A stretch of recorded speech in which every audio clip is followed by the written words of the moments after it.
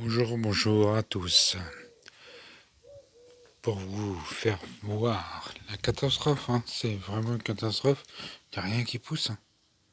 Là, les salades, nous sommes rentrés, là, c'était cet après-midi, en fin d'après-midi.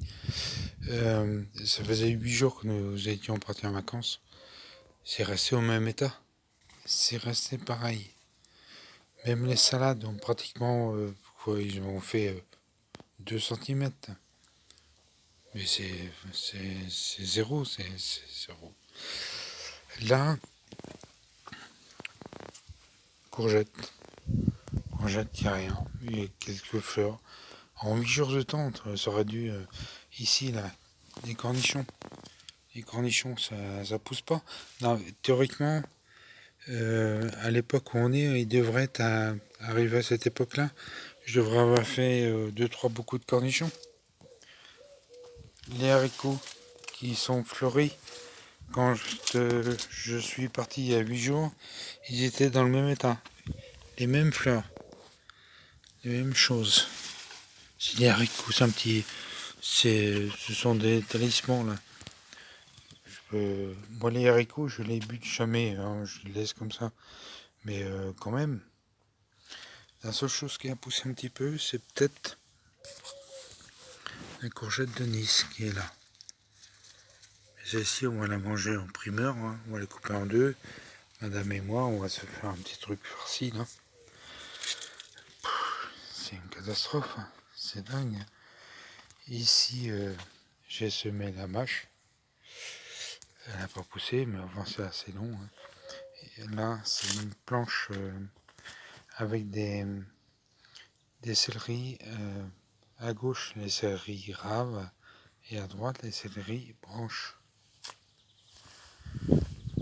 Et semences maison. Des semences que j'ai récoltées et que j'ai mis en petit en motte. En fait, des petites mottes comme je fais là. Bah, tiens, on en voit ici. Ces petites mottes que je fais moi-même. Je tire sur les plans pour faire voir. Ces petites mottes que je fais moi, avec mon petit tube carré. Tout ça, c'est mes petites semences de salade. Ici, semences de poivron, mais je crois que cette année, c'est zéro. Les choux-fleurs qui ont été coupés. Là-bas, les artichauts qu'on va bientôt manger. Par contre, les betteraves, ça pousse bien. Les navets, c'est pas trop mal. Mais les haricots, quand je suis parti, les haricots à rames, j'ai vu des haricots qui étaient en fleurs. Je me dit, tiens, quand je vais rentrer, je vais faire une petite récolte de haricots. Mais non, que dalle, rien. Alors, par contre, la catastrophe, c'est les tomates. Ici, c'est mon fameux tunnel que je fais tous les ans. Que je fais. J'ai même pas mis de bâche, parce que ça valait même pas le coup. J'ai planté des tomates à chaque. Quand on voit à chaque goutteur, ici, qui a été remplacé par des plants de salade. Parce que les tomates, j'étais obligé de m'en séparer. Milieu, le milieu, bouffé par milieu. Là, ici, je suis rentré, là, je vois que j'ai une belle salade, bien paumée, là. C'est une apiace. Je pense que je vais l'accueillir demain. On va se faire ça avec un petit peu de ciboulette. Ça va être pas trop mal, là. Par contre, ce qui est bien poussé, c'est les potirons. Les potirons, vous voyez, ça a bien gagné. Mais il va falloir que je taille tout ça parce que pour avoir des fruits, il faut tailler, soi-disant, après le premier fruit, la deuxième feuille. Faut que je m'occupe de ça. Mais dans les salades, oh, j'ai marché sur un truc là, c'est foutu. Là. On a entendu un petit crack. Ça, cette salade, par exemple, là, c'est une salade qui est montée. Je crois que c'est ma belle-sœur qui va la récolter parce qu'elle a des poules. Et les poules mangent bien la salade. Et donc je fais ça pas bénévolement, forcément. Et quand je donne la salade, j'ai droit à des œufs de poule. Donc des œufs de poule privés, quoi, je dirais. Hein. Ici, c'est un truc que j'étais... je sais pas si je vais avoir le temps de vous faire voir, mais c'est de l'ail qui a été planté il y a 3 ans. Et je me demandais comment ça se fait que l'ail ne poussait pas. Tiens, on a un petit exemple. Là, l'ail, c'était tout petit comme ça. Mais quand on plante un ail, je sais pas, au moins ici, chez moi, je plante l'ail, il faut que je la laisse au moins 2 ans, 3 ans en terre pour qu'elle ait pour que ça fasse une tête d'ail, vraiment une tête d'ail comme le commerce. Ici les carottes, comme je fais tous les ans, donc protection avec le voile, donc aucun additif, aucun traitement, rien du tout contre la mouche, contre le ver, contre ceci et contre cela. Et j'ai de très belles carottes avec qui sont envahies justement par les courges. Là, ce sont mes navets.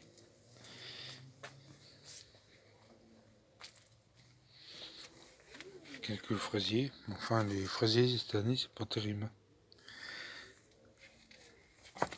Encore des têtes d'ail ici, là, que je vais laisser. Vous voyez, elles sont en train de fleurir. Là. Elles vont pas tarder à fleurir. Je vais les laisser. Et donc là, je suis obligé d'escalader parce que vous voyez, j'ai fait une petite clôture pour me séparer de mon voisin. Mes plants de salade. Et dans mes plants de salade, ce sont des plants de salade qui ont été semés tout en même temps. Mais il y a des plants. Pourquoi? On ne sait pas pourquoi. Il y en a qui montent. Là, on voit très bien. Celle-ci est montée. Hein, celle-là, pas tarder. Là, c'est une feuille de chêne. Feuille de chêne. Je sais pas ce que ça, c'est une apia. Je sais pas ce que ça va donner. Ça monte ou ça monte pas. Je sais pas pourquoi. C'est semé et repiqué tout en même temps. Hein. Là, c'est une qui est montée en fait. On peut la manger, mais quand on la mange, c'est amer. Alors, un petit conseil, si vous voulez manger une salade qui est montée, donc, je prends une feuille là. Vous voyez, cette feuille-là, ce qu'il faut, c'est enlever la nervure du milieu. Vous récoltez que la feuille. Et vous minimisez l'effet amer. Parce que quand une salade montée, la salade montée, elle est amère. Là, quand je suis rentré, j'ai eu une agréable surprise de voir que j'avais une courgette ici. J'en ai une autre, je crois que j'ai vu tout à l'heure. Deux même. Une autre ici, courgette verte. Et une autre ici qui est belle. Elle est magnifique. Celle-là, là. Courgette magnifique. Donc je vais en offrir au moins une à mon voisin, parce que mon voisin, c'est le voisin qui est venu chez moi pour s'occuper justement de la serre, de ma serre ici, de tomates. J'y reviens tout à l'heure. Donc là, ce plant de courgettes, apparemment, il donne pas. Apparemment, il est malade. Je l'ai traité au soufre, pourtant. Est-ce qu'il a besoin d'avoir un petit peu de temps pour se guérir? J'ai traité soufre et bicarbonate. Exactement comme je disais tout à l'heure que j'allais revenir sur les tomates. Mon traitement, ça a été ça. Beaucoup de personnes disent qu'il y a le mildiou. Ils disent, mais c'est vrai, il y a le mildiou chez nous. Tout le monde a arraché ses tomates. Moi, voici mes tomates dans ma serre. Si, si vous pouviez sentir, on sent le soufre. Hein. On sent l'odeur du soufre. Hein. C'est une odeur, c'est pas très désagréable, hein, mais on sent qu'il y a du soufre. Mais sans excès, hein. C'est juste la dose qu'il faut. Et du soufre, quand j'ai regardé sur internet, on disait qu'il fallait traiter au soufre et puis au bicarbonate. Alors je me suis dit, tiens, je vais mélanger les deux. Donc j'ai traité bicarbonate, 3 cuillères à café pour 1 litre d'eau, soufre, 1 cuillère à soupe pour 1 litre d'eau. Je mélange le tout, je pulvérise, mais surtout, faut penser à pulvériser le dessous des feuilles. Alors quand on va sur internet, ils disent qu'il faut faire tous les 3-4 jours, 1 semaine. Moi, quand j'ai vu qu'il y avait la maladie qui arrivait, j'ai fait tous les jours. Même il y a quelques fois, quand j'ai vu que ça gagnait un petit peu, j'ai fait matin, j'ai fait soir. Et là, apparemment, on voit les tomates, on voit bien, il y a un petit peu de blanc dessus. Hein. Le blanc qui est dessus, c'est le soufre qui est dilué. Le soufre, c'est autorisé dans le bio, hein, d'après ce que je crois savoir. Hein. On voit bien là, le blanc qui est là. Donc ça, c'est le dépôt. Alors ce que je fais moi, en mélangeant, c'est que je rajoute du savon noir. Donc le savon noir, ça fixe. Donc là, vous voyez, je rentre de vacances, donc il va falloir que j'attache tout ça. Hein. Ça a poussé. Je vais essayer de ne pas casser les branches. Va falloir que j'attache tout ça. Je rentre de vacances, mais apparemment, le mildiou, il a cessé. Hein. Donc, beaucoup disent le produit miracle, le bicarbonate. Hein. Le bicarbonate, franchement, je le conseille. Hein. Mais faut, quand vous voyez que vous avez le mildiou qui attaque, mais je pense que beaucoup de jardiniers, maintenant c'est trop tard. Hein. Mais c'est tous les jours, pendant au moins 1 semaine, 2 semaines de traitement. Et puis là, donc vous voyez, je suis parti 1 semaine. Donc il n'y a pas eu besoin de traitement. Donc le bicarbonate, c'est fixé sur les feuilles, comme on voit ici, grâce au savon noir. Parce que si vous ne mettez pas de savon noir, le produit ruisselle sur les feuilles et ne se fixe pas. J'attends donc que ça mûrisse. Il va falloir que j'enlève les gourmands et que je fasse du nettoyage. Donc, vous voyez, toutes mes tomates. Alors, quand on est en serre comme ça, il y a ce qu'on appelle le bourdonnage. Le bourdonnage, ça veut dire que une fleur de tomate est monogame. Donc, il y a le mâle et femelle dans la fleur. Donc, il faut la secouer comme ça, parce que une tomate qui est à l'extérieur, il y a le vent qui bouge, qui fait... ou alors, quand c'est en serre comme ça, il y a le bourdon qui vient sur la fleur et qui la secoue et qui fait que le pollen, enfin, fertilise la fleur. Je ne sais plus trop comment on dit, mais je sais qu'il faut secouer les fleurs comme ça pour faire tomber le pollen sur la fleur. Beaucoup disent, bah oui, mais j'ai des fleurs et puis les fleurs elles avortent et puis elles tombent. Forcément, si elles ne sont pas bougées, comme ça, moi je fais, j'ai même, vous voyez, j'ai un petit bâton. Où est-ce qu'il est, ce petit bâton? Et voilà, il est là. Moi je prends ce petit bâton là et je viens, comme ça, je secoue mes fleurs. Donc je fais ce qu'on appelle le bourdonnage. Le bourdonnage, ça veut dire parce que le bourdon, quand il vient sur une fleur, il agite ses ailes, il bouge et il fait tomber le pollen sur les fleurs. Donc d'où le terme le bourdonnage. Donc moi je fais ça. pas fortement, mais ce qu'il y a, il faut des petites vibrations pour faire tomber le pollen. Celui-là, là, avec le milieu, je croyais qu'il était perdu. J'ai coupé des... Ah là, putain, qu'est-ce que je vois là? Il y a des tomates, non? Oh, j'avais bu... Ah, magnifique. Je les avais pas vus avant de partir. Ici, j'ai des tomates qui vont bientôt mûrir. Où est-ce que j'ai des fleurs encore à bourdonner? Là. Quand on est en serre ici, comme ça, comme je disais tout à l'heure, il faut ce qu'on appelle bourdonner. Bourdonner, ça veut dire vibrer, parce que le bourdon, quand il vient sur la fleur, avec ses ailes, il se pose, mais il vibre en même temps. Là, je fais mon petit bateau, mais on peut le faire avec à la main, hein, mais...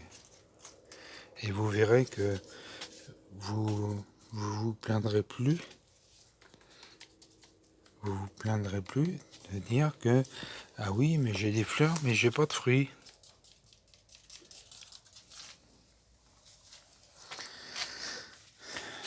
Parce que la fleur, elle, comme je disais, dans la fleur elle est mâle et femelle. Donc il y a à l'intérieur, donc je ne vais pas l'ouvrir, hein. La fleur, j'ai mal centré, désolé. La fleur ici, elle est mâle femelle. Donc si le pollen n'est pas fertilisé, enfin sur la partie femelle, le, le pollen, donc après il n'y aura pas de fruits. Moi je vous parle en paysan, hein, en langage paysan, les termes scientifiques, vous me passerez. Hein. L'essentiel c'est que vous compreniez le système. Après si vous voulez avoir les termes exacts, hein, vous allez sur internet. Hein. Vous faites comme moi. Tiens, encore une là. Je fais du bourdonnage. Voilà, donc on va retourner ici. Ici, j'ai fait mon plan de haricots avant de partir. Mon dernier plan de haricots, je pense. Hein.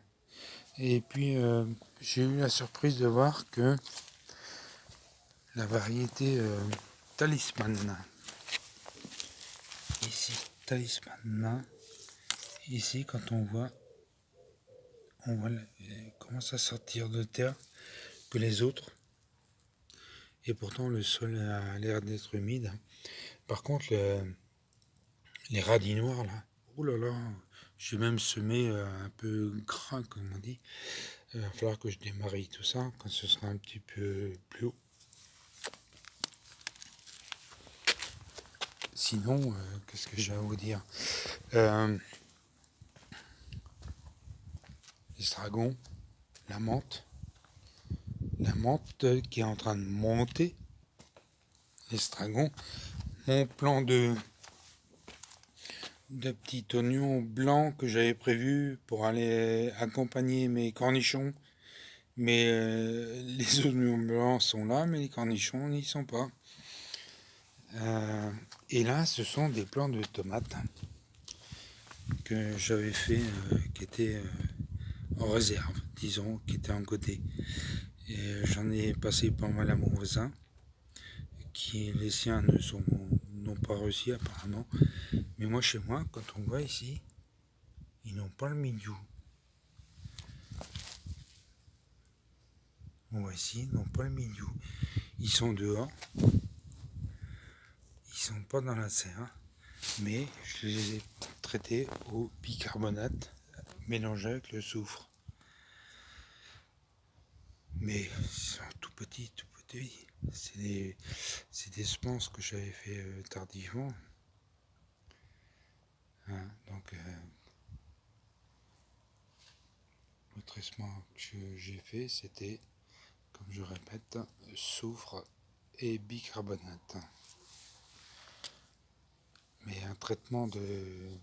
Comment on appelle ça? Traitement de cheval, hein, au départ. Et puis là vous voyez, ça fait 8 jours que je suis parti. 8 jours que je suis parti, j'ai pas eu besoin de remettre. Il se soigne. Là maintenant, je vais faire tous les 8 jours de traitement pour entretenir. Au départ, pour éviter la maladie, c'est ce que j'ai fait. Donc voilà. Dernière visite de mon potager. Je vous souhaite les artichauts là qu'on va consommer cette semaine. A plus tard. Merci de votre attention.